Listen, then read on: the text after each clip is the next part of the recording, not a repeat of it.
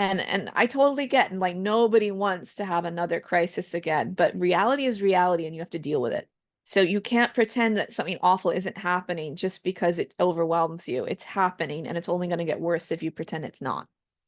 This is the Wall of Silence podcast, the ACNAtoo story. An account of church abuse and cover-up in the Anglican Church of North America, of things done and left undone, and why we should care about it.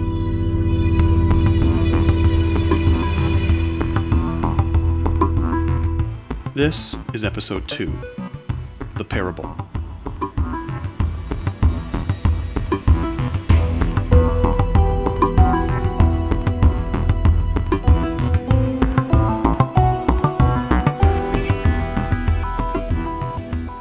A disclaimer. As will be the case for much of this podcast, this episode contains references to sexual assault and child sexual abuse.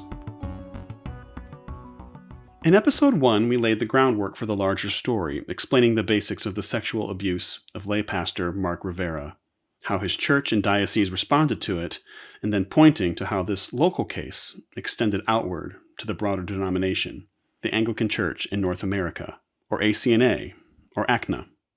Episode 1 also offered a number of general introductory ideas, and this episode will continue to do so, while also giving voice to some of the victims and advocates you will hear from at length in future episodes.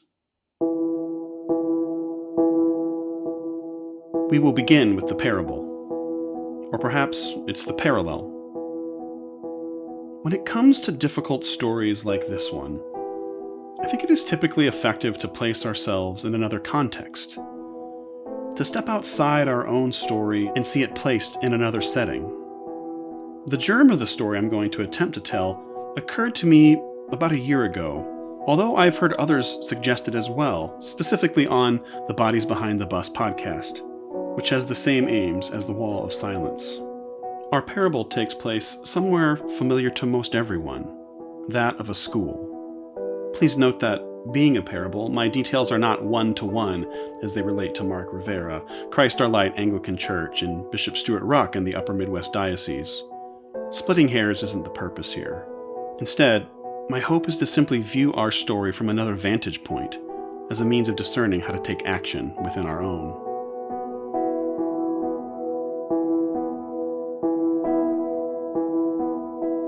You are a relatively new high school teacher. Things are going well. You enjoy your classes, your students, your colleagues. But one day, staying late after school, you notice something strange as you're leaving to go home. It's quiet and hardly anyone is around. But then you see a student, a young woman who's in one of your classes, leave another classroom a few doors down from your own. She's walking slowly and you catch up with her. "Hey," you say. "How are you doing? Everything okay?" "Oh." She looks up, somewhat startled. "Oh, hey. Yeah, everything's cool. I was just getting some extra studying in. I needed some help on an upcoming test." It's getting late and kids are typically awkward like this to begin with, so you basically leave it at that. But you can sense this student is apprehensive and thrown off. You wish her a good night, but make a point to check in with her soon and see if everything really was okay. That opportunity comes the next day. After your class with her, you ask her again how she's doing, and she asks if she can speak to you for a minute. After you take her aside, it takes her a few moments to gather her thoughts. She begins to tell you that the teacher whose room she came out of the night before, that he had started doing things with her, inappropriate things, that he'd been talking to her all year, and she really started to trust him and like him. She even had a kind of crush on him. And so he started to invite her to sit with him in his car and to come to his classroom after school. If someone asked about it, she could always tell people they were just studying or she was being a student aide helping him grade assignments. But then he started to get more affectionate and touching her. And from there, other stuff started happening, and it just didn't feel right.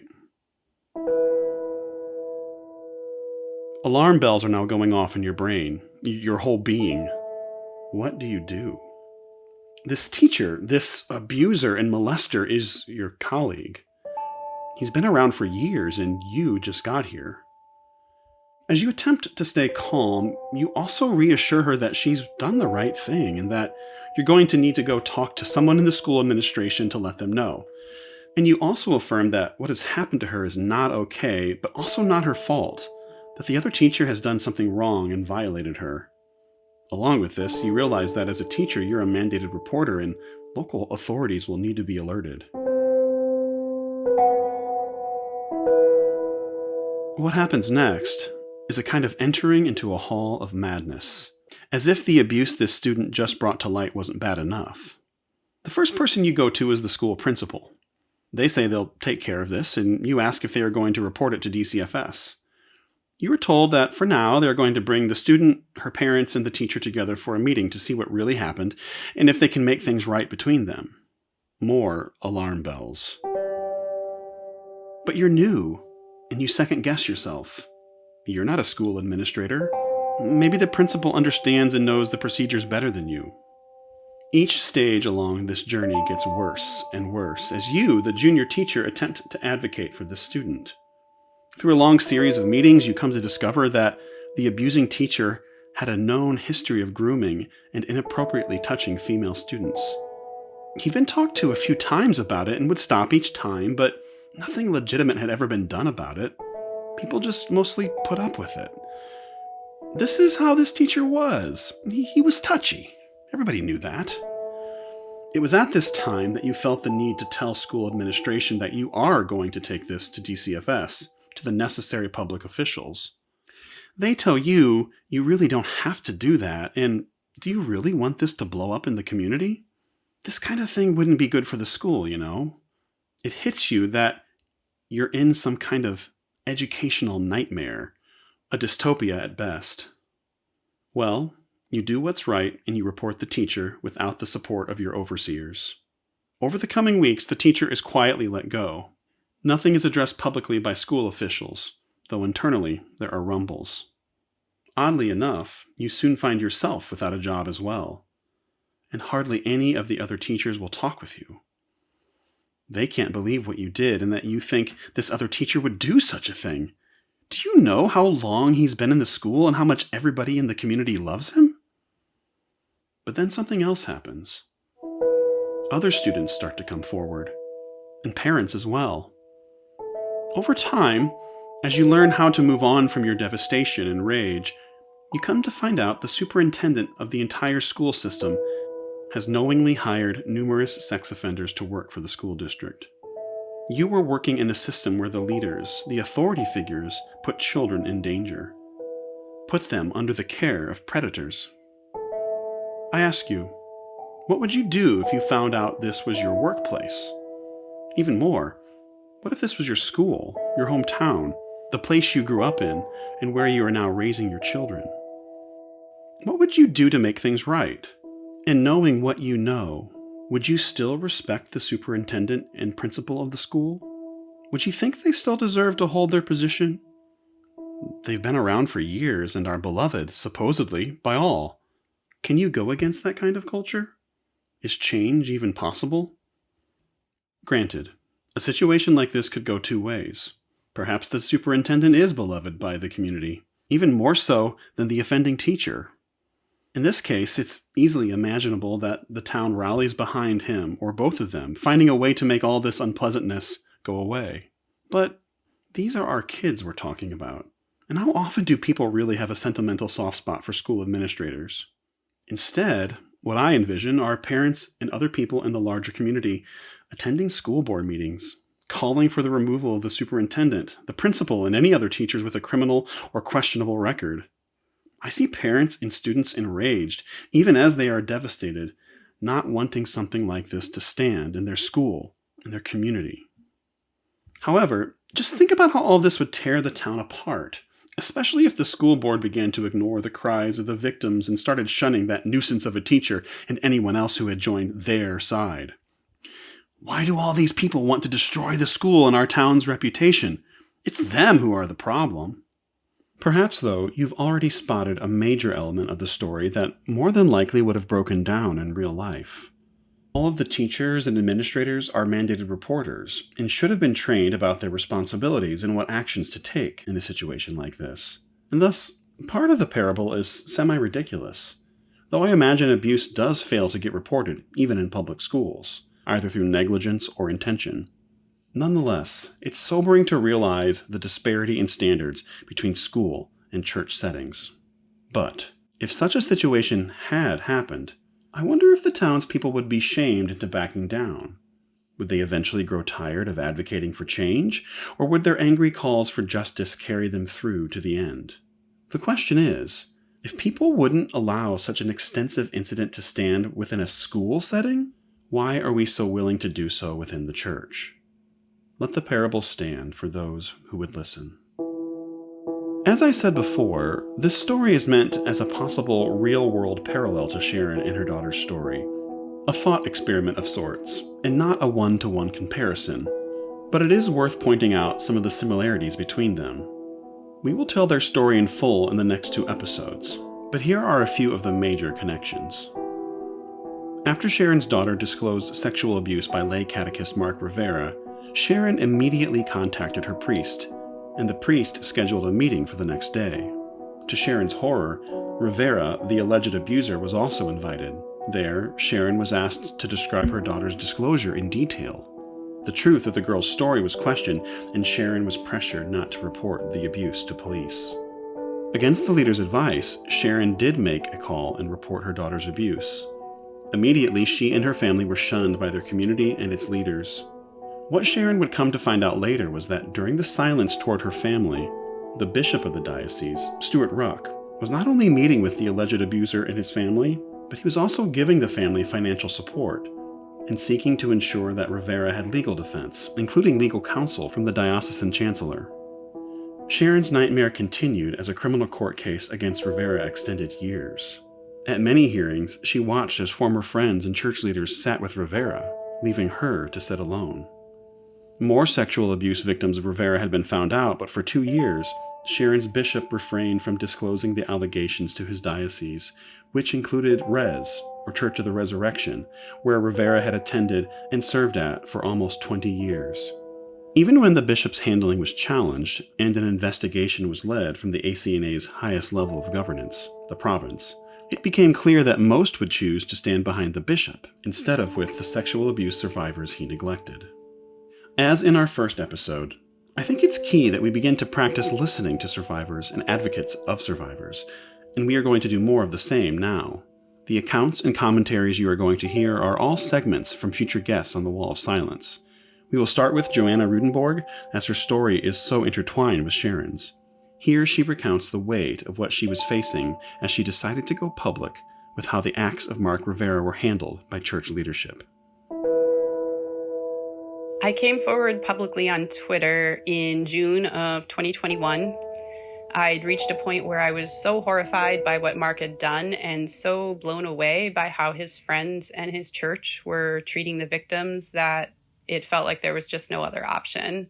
It was go public or go home and let the bishop have his investigation, maybe throw Mark and his direct superior under the bus, then back to business as usual, never addressing how the entire system had enabled Mark for decades and then totally failed his victims when they started coming forward.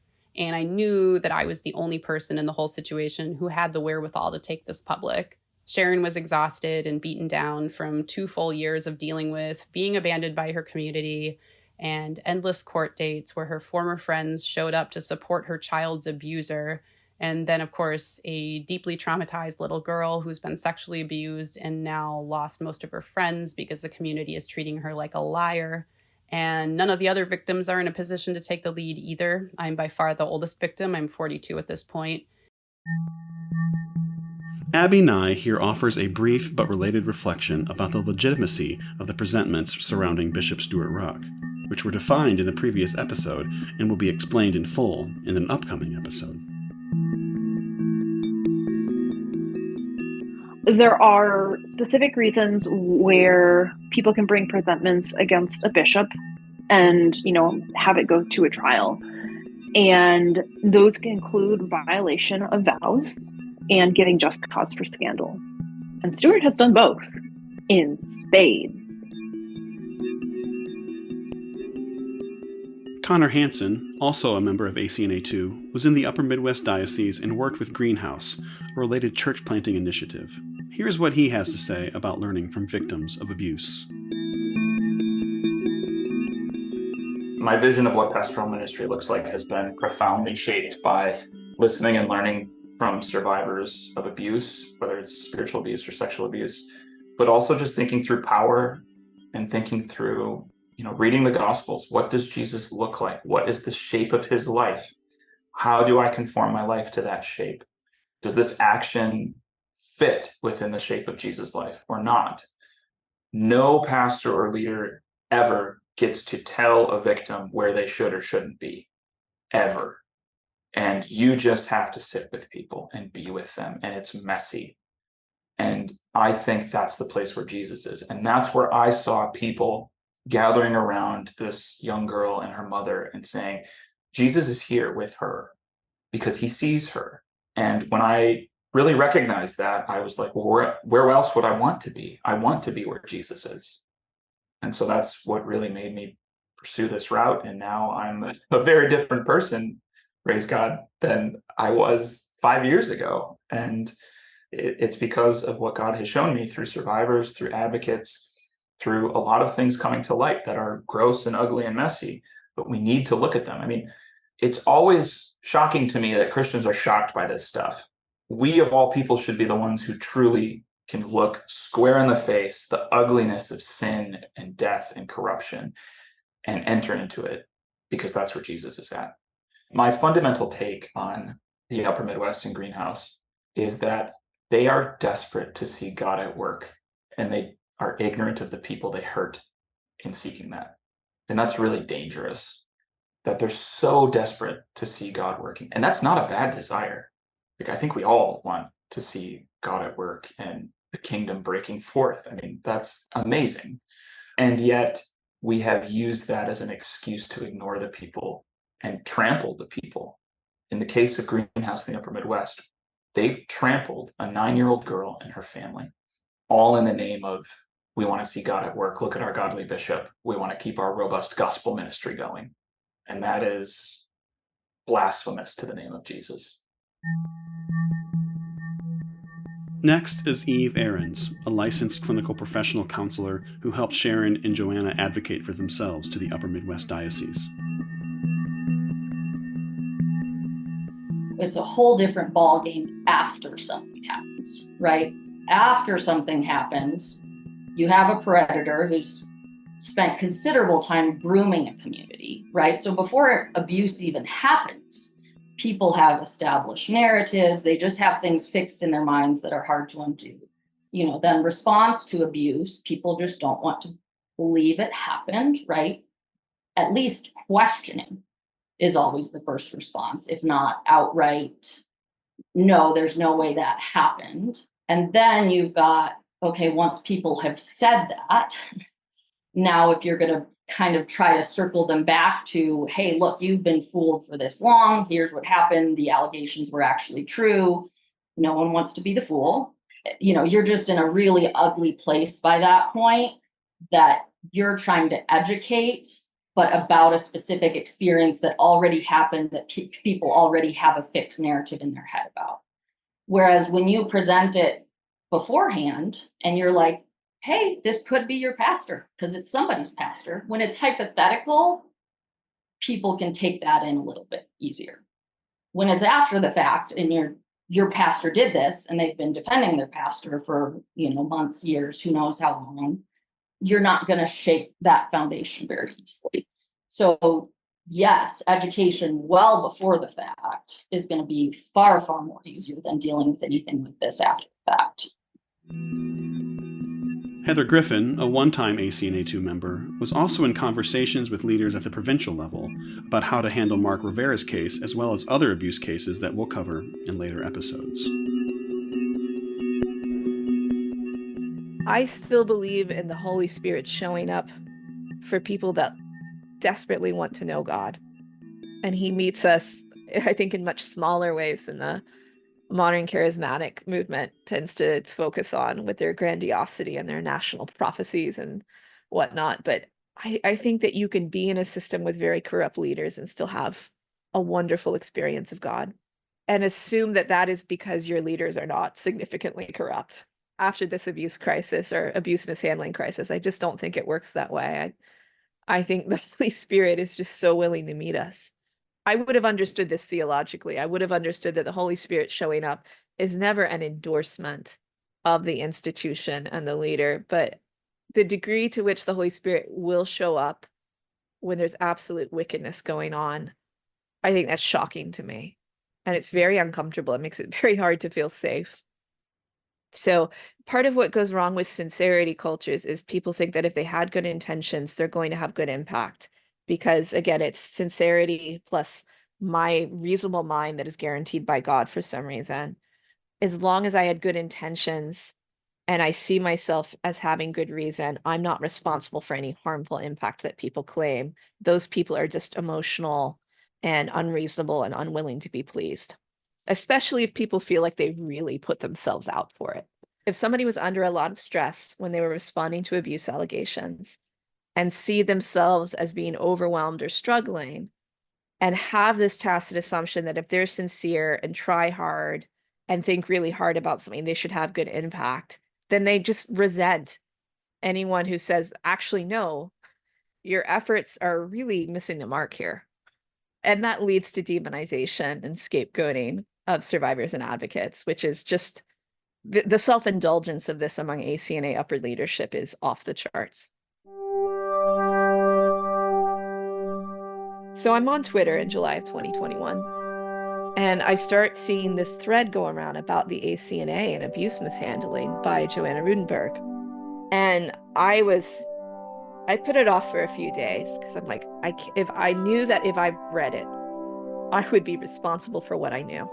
But I could only let myself get away with putting it off for a few days because I was in an ACNA parish and I didn't have the deepest attachment to the ACNA. But like, look, if I'm a member of an ACNA parish, I am responsible as a member for making sure that my denomination is handling abuse responsibly because I knew how devastating this was to people.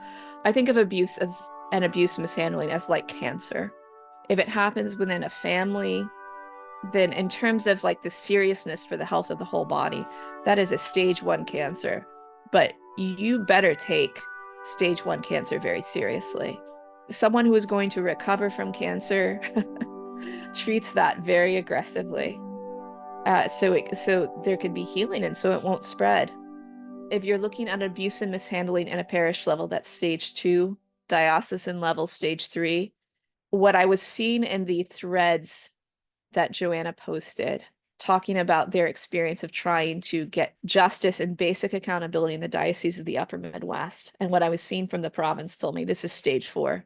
It was really clear by how Stuart was responding based on Joanna's documentation.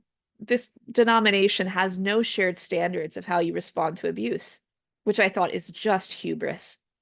Because Christians want to think well of people. We want to believe the best. We want to believe that people can change. Like, we all overestimate our ability to spot a predator. I know that I certainly did. And so it's really easy for predators who are skillful at presenting an image of goodness to go into that zone where we overestimate our own health and maturity and judgment, and they groom enablers as well as victims. And the way that they groom enablers is by creating a sustained image of goodness. So you think that this person would never abuse anyone. We all have something to lose if somebody we trusted turns out to be wicked, because you don't just lose your sense of trust in that person. You lose your sense of trust and your ability to trust. You lose your sense of safety in the world because you wonder if somebody who appeared so good and decent and normal could be so wicked. Who else have I trusted who is like that? And all the safety you had in your little church goes away. And I totally get, and like, nobody wants to have another crisis again, but reality is reality and you have to deal with it. So you can't pretend that something awful isn't happening just because it overwhelms you. It's happening, and it's only going to get worse if you pretend it's not. I thought that this was worth fighting for. I thought that I didn't think the ACNA was super great, but I thought that there were enough really wonderful people in it that we could build something out of however this ended up breaking up. I believed in the church so much, and I believed in about 30% of you. I thought 30% of you would show up, and it was more like 30 people. It has destroyed my hope in what the church can be. And it's not just the narcissistic, idolatrous leaders who were deceiving us and manipulating us. It is the wonderful people who I love. Some of the best pastors I know are in the ACNA, and almost all of them looked the other way. I understand that if an ACNA pastor speaks out, they're risking their career. I understand that they face retaliation. I know that some of them have kids and they're the primary breadwinners. And if they spoke out, like, how would they support their families? Like, I can have a lot of compassion on that. I can have a lot of compassion that a lot of the older clergy are so weary from fighting and they just don't want another fight. And, this is their only source of income. I get that there's a lot at stake, but I honestly thought that all of you were keeping up. I thought that 30% of you were doing basic due diligence, that you knew that this was a problem and that you were horrified by it, even if you felt like your hands were tied and were afraid of speaking out. I thought that you cared enough to at least be concerned when the only 3 experts informing the provincial response to this abuse crisis resigned. I thought that you would give the mildest of damns. But to find out that some of the best pastors that I know, they would sort of sheepishly tell me, oh, I haven't really kept up. I was horrified by that. And it would happen over and over and over again. And then if they would, spend an hour catching up a little bit, they would want to be treated like they were one of the good ones. As if making minimal effort to become minimally informed for things that are their responsibility as clergy means that they're heroes, and then they resent me for asking them to do more. I don't expect any one of y'all who are clergy to take all the risks here. I thought that y'all were paying enough attention and would have enough sense to organize. Look, I care about your careers too. I don't want you to go through this, but reality is reality and you got to deal with it. You got stage 4 cancer and you're acting like you can just go be the liver over here. As we continue to set the stage for what this podcast will be, I want to introduce you to a few other segments you'll hear consistently throughout the episodes. The first is what I'm calling ongoing concerns. A podcast like this has numerous potential pitfalls. Over the course of this past year, a number of concerns and self-doubts and criticisms have plagued me about how to approach the subject of church abuse and the authorities who handle abuse cases. As these concerns have come to me, I've written them down, and I've also allowed others to voice their own concerns. We'll tackle them in turn, incrementally, and as they relate to the subject matter of each episode. Sometimes I'll ask someone else for wise counsel, I'll consult with a member of ACNAtoo, or I'll just offer my own reflection. Our initial ongoing concern comes from theologian Stephen Backhouse, who I previously produced the Tent Talks podcast with. I've already interviewed him about a number of my concerns, and if you wanted to listen to the full discussion I had with him, it's already been made available to Patreon subscribers at patreon.com/Wall of Silence podcast. In our first segment, I simply asked Stephen, what advice would you give me in starting a podcast like this on church abuse? Stephen's way of following Jesus has very much shaped my life, and I have found his counsel to be incredibly wise over the years. At the same time, his responses are nearly always counterintuitive and often jarring, as they cause people to take stock of their true motivations. Here's what he had to say in response to my question. Have an exit strategy, have an off ramp. So, all good things need a good end, right? And it's good if you have an idea like this is a limited series, this will run for whatever, 20 episodes, and then it will stop, and actually say that right from the start, because you can kind of get trapped by the thing you've built. Okay. And you are going to need to be able to end it for it to be good, because otherwise it might you don't know what it's going to become. If you don't have an exit strategy, if you don't have an end point in mind, it might become something you never planned and you can't get out of it.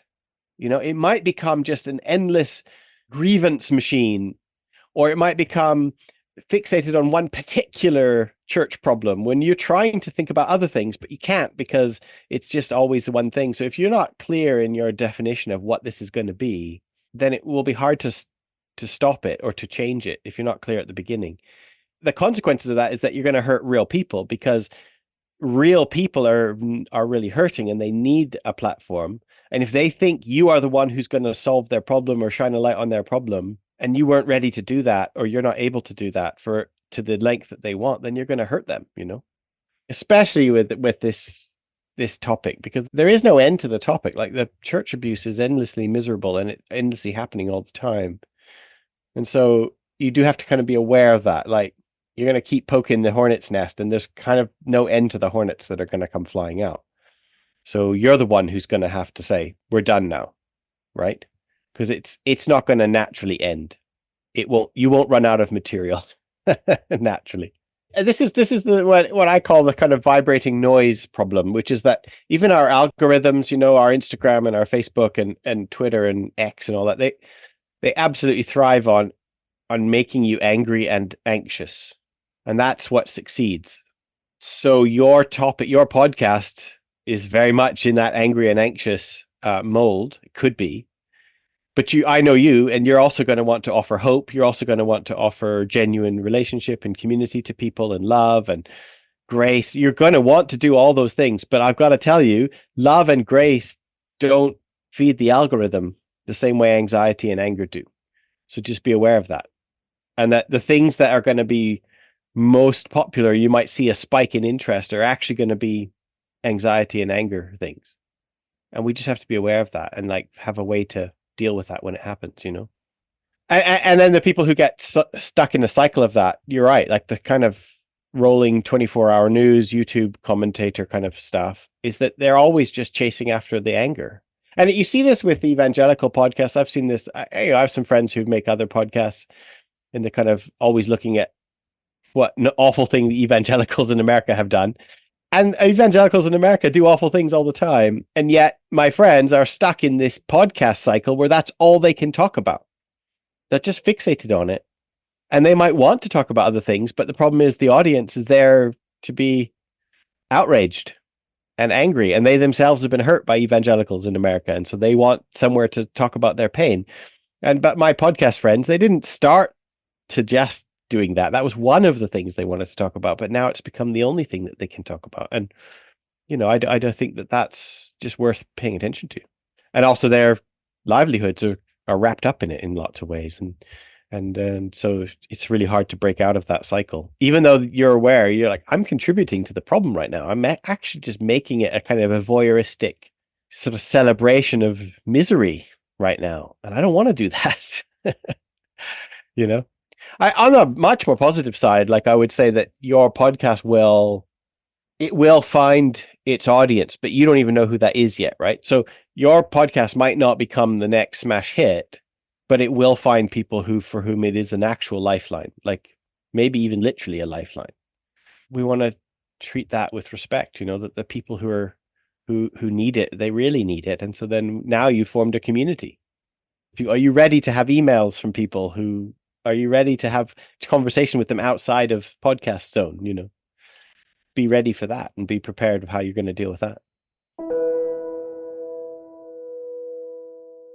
So, what might I have to say in response to Stephen's advice here? I have to admit, it took me a little off guard. I wasn't expecting that response. However, I will say this. In the midst of doing our podcast over the course of 4 years, he came to a place where he realized, I think it's time to move on from Tent Talks, at least for now, at least for the foreseeable future. Maybe it'll rise again in another fashion and for another reason, but for now, it's time to set this podcast aside. So when he told me this, when he told me to have an end in mind, I wasn't all that surprised, to be honest with you. I knew the motivation, I knew the reasoning of where this came from. But to be more specific about the Wall of Silence, I'll say this. I don't know how long the podcast will go on. I hope to be able to tell as much of the full Anglican Church in North America's story as I can, and perhaps other unrelated but similar stories of church abuse, if I can get to them. So, perhaps 2 full seasons accompanied by follow-up episodes that update the story? Maybe? Is that how long this will go? If new stories arise and they need to be told, I want to be able to bring them to light. But I won't be telling endless stories. Please know, though, if you are hearing a victim's story on this podcast, it's because they've been silenced or mistreated elsewhere. They've come to this forum because they've been ignored in another one. And I'll say this, I truly don't want to become part of the endless grievance machine, and I don't want to become the podcast version of a cable news pundit who always needs new content and will rant about anything in the realm of their given subject matter. No, that will not be this podcast. Church abuse stories are somewhat endless, as tragic as it is to say that. So it grieves me to think that we're not going to get to everyone's stories. But I also think it's important to say that the end of this podcast will mirror its beginning, meaning that it will be done in community. It won't be my decision alone. I will come to a consensus with ACNAtoo and other Anglicans, and through prayer and discernment and discussion, we will determine together when the endpoint will be. At the moment, my pledge is to give this podcast 1 year, and then to discern together with ACNAtoo and others how much longer it needs to go on. Another element you'll hear frequently on the Wall of Silence are various works of art that have served as inspirations or conversation partners with the stories of survivors and advocates. As we bring episode 2 and our general introduction to a close, here is a work of art that inspired me along the way in the creation of this podcast. It comes from a lecture by Holocaust survivor, author, and activist Elie Wiesel, read by the actor Ben Kingsley on Mark Maron's WTF podcast. Let us tell tales. All the rest can wait. All the rest must wait. Let us tell tales. That is our primary obligation. Commentaries will have to come later, lest they replace or becloud what they're meant to reveal. Let us tell tales, so as to remember how vulnerable man is when faced with overwhelming evil. Let us tell tales, not to allow the executioner to have the last word. The last word belongs to the victim. It is up to the witness to capture it, shape it, and transmit it. When I first heard this, it helped me know I was going in the right direction, that this project was the right thing for me to be taking on. With that in mind, in the mindset of telling the stories of people whose voices need to be heard, let's hear from one final anti-abuse advocate, Audrey Lumen, a member of ACNAtoo. Here she tells how she was compelled to tell the story of Cherin and her daughter.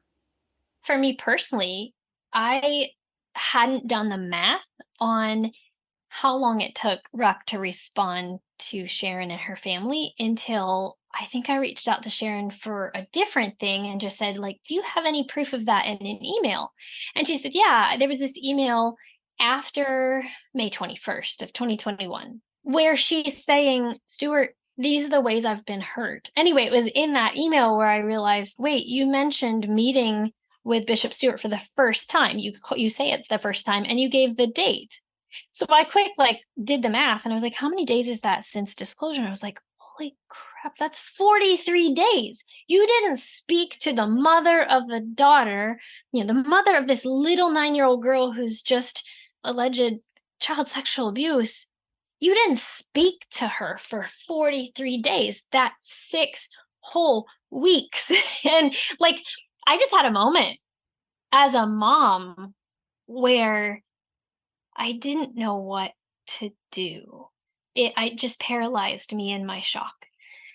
There have been a few moments like that where I have just been so devastated by the facts that I'm seeing in front of me. There was one day where I ran down to the basement in such frustration and just despair that I threw pillows on the floor, and then I threw myself on the pillows, and I screamed so hard that I tore intercostal muscles. It was sore for weeks. because I just I couldn't handle holding this information that was so horrific in response. And I thought, I was taking myself back, like putting myself in this mother's shoes and just thinking how alone I would have felt as this mother who couldn't protect her daughter. And as she's trying to advocate for her daughter, she's seeing these people mishandle and support the abuser right and left. How helpless I would have felt, and how just infuriated, and how powerless. So you have to sit with it a little bit and examine it and then let it soak in before you realize Ruck in his November 10th, 2022 meeting that he kept closed to just regular tenders only, he basically told the congregation, we made some mistakes and there are some things that we will do differently next time. And then went on to explain all the things he did well.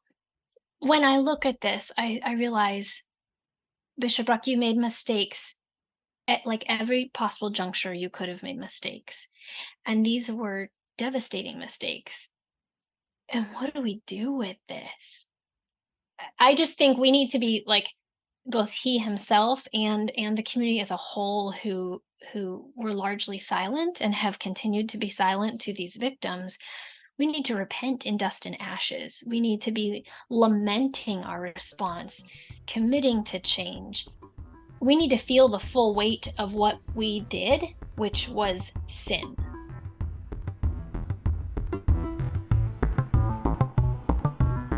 It's to Cherin's story that we will turn in the next episode of The Wall of Silence. I hope you'll join us.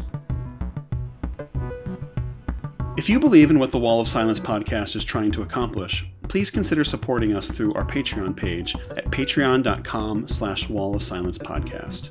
Each month there will be extra interviews and conversations released exclusively for Patreon members. Again, that is patreon.com/Wall of Silence podcast. Relatedly, there is also a subscriber option on Spotify. That's another way to get the extra episodes if you desire, again through another monthly fee. I appreciate you helping to make this show a reality as we lift up the voices of church abuse victims. The Wall of Silence podcast is produced and edited by me, Chris Marchand. I also do the music, and our artwork is by Alice Mitchlick. You can find her work or commission a piece through her Instagram account, Mouthful of Stars. Please rate and review the podcast on Apple, Spotify, or whatever podcast service you listen on. You can find a link to the transcript of this episode through related article links in the show notes. Thanks again for listening.